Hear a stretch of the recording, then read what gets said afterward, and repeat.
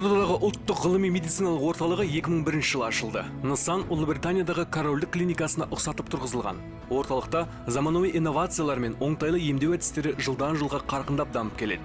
Кейбір бірегей технологиялар орталық Азия бойынша тек осы отандық орталықта қолданылады.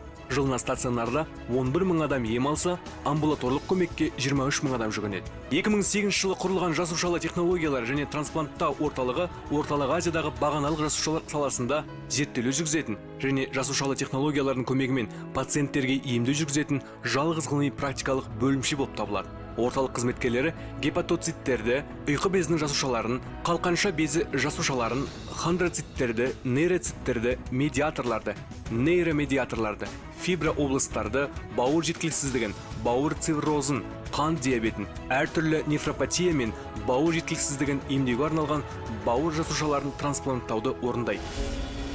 Бөлімде жоғары интенсивті фокусталған ультрадыбысты пайдаланумен қатерсіз және қатерлі ісіктерді емдеуге арналған хайфотерапия жаңа құрылғысы пайдаланылады.